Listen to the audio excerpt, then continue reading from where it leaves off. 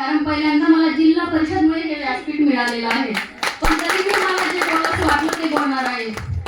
आज आपली इथं जी स्माईल एज्युकेशनची एक्झाम घेतली त्यामुळे आम्हाला सुद्धा अगोदर अशी भीती वाटत होती की इंग्रजी शाळेच्या मुलांनाच इंग्रजी, जिल्हा परिषद शाळेच्या मुलांना इंग्रजी येणार नाही. पण मग जेव्हा हे पेपर घेतले त्यानंतर आम्हाला कळलं की आपलं पण मुलं कुठंतरी आहे.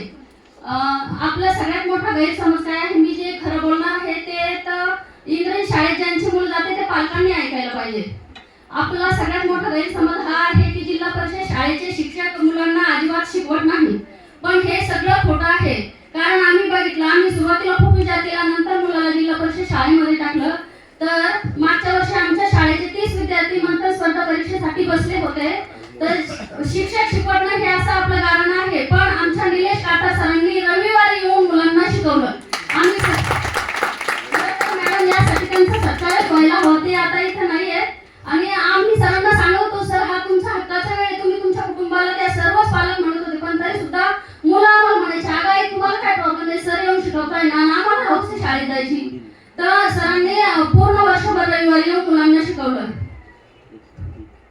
आणि आपल्याला फक्त आम्ही अशा बायका बसलेला असतो, खेड्यामध्ये कसं बायका बसलेला असतो, बाई आपल्याला काय करायचं, मुलाला शिकवायचं, कशासाठी पैसे खर्च करायचे, आपली संपत्ती म्हणजे मुलगाच आहे.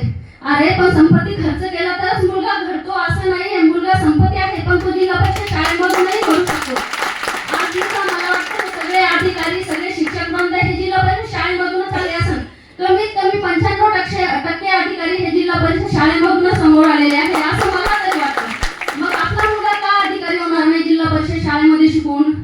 आपण थोडंसं पॉझिटिव्ह झालं आणि आपलं पण जितकं शिक्षक शिकवतं मुलांना तितकं आपलं पण काम आहे मुलांवर लक्ष द्यायचं.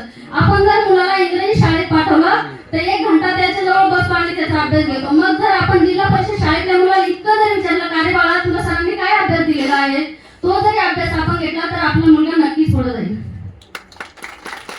आणि सगळ्यात महत्त्वाचं, आपल्या जिल्हा परिषद शाळेमध्ये मुलांना फक्त धडे शिकवले जात नाही, फक्त पुस्तकी ज्ञान दिले जात नाही, तर तिथे त्यांच्यावर संस्कार होतात, तिथे त्यांच्यावर संस्कार केला जातो. मला तर असं ऐकायला आले आहे की इंग्रजी शाळेत हा टिफिन आपला आहे, आपणच खायचा, कुणाला द्यायचा नाही, पण आपल्या शाळेत काय शिकवलं जातं हा शेअर करायचा.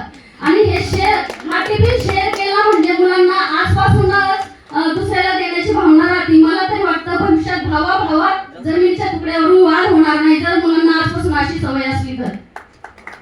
हे संस्कार जिल्हा परिषद शाळेत मुलांना दिले जातात. जिल्हा परिषद शाळेचा मुलगा काही नाही केलं, जिल्हा परिषद शाळेमध्ये इंग्रजी शाळेच्या मुलाला फक्त समोर बघायला शिकवतं, पण जिल्हा परिषद शाळेचा मुलगा चौकडं बघून शिकत असतो. जिल्हा परिषद शाळेच्या मुलाला म्हणजे एकही मुलगा तुम्हाला मोठा दिसणार नाही, अगदी कुणीच नाही. कोणी खेळात पुढे असेल, कोणी अभ्यासात असेल, कोणाचा हस्ताक्षर सुंदर असेल, सगळेच मुलं खूप हुशार असतात. अगदी एखाद्याला